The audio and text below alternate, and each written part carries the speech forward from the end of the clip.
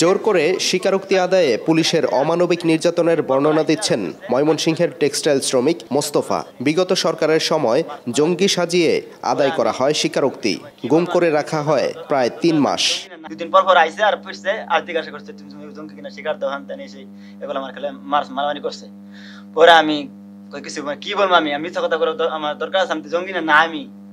পরে আমার এইভাবে টর্চার করতে করতে করতে পরে প্রায় ৯৬ দিন আমার ঘুম রাখে, মানে অন্ধকার থাকে আমাদের একটা ঘরের ভিতরে আমার একাই রাখছে।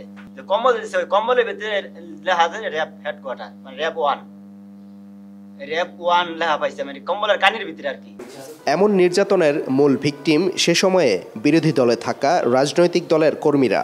তারাও দেন নির্যাতনের বর্ণনা। ব্যাটারিতে ক্লিপ লাগায় না, এরকম ক্লিপ আর কি।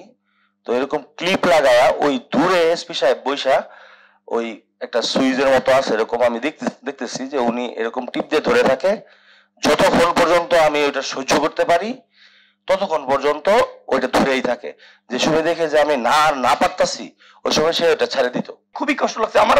কোটামে পর্যন্ত বুট দিয়ে মানে একটা লাথি দিয়েছে, মানে এমন জুড়ে দিয়েছে, মানে আমি আমি যে চিৎকার করবো এই ভাষাটা আমার ওইখানে মানে ছিল না। পুলিশ বাহিনী আমাদের মানুষের সেবায় কাজে লাগে, কিন্তু ওনাদের আসলে একটু মানবিক হওয়া উচিত।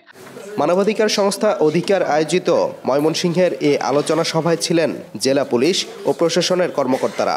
তবে কথা বলেননি তাদের কেউ। সাংবাদিক, অধিকার কর্মী আর আইনজীবীদের বক্তব্যে উঠে আসে গুম ও নির্যাতন বন্ধে নানান পরামর্শ।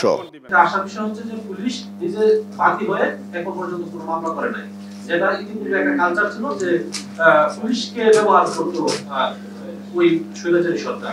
এটা আমাদের জন্য খুবই আশার বিষয়। আমরা আশা করি পুলিশ এবং সুশীল সমাজ যারা আছে সকলেই আমাদের মানবাধিকার বিষয় কর্মকাণ্ড থেকে লেসন নিয়ে তারাও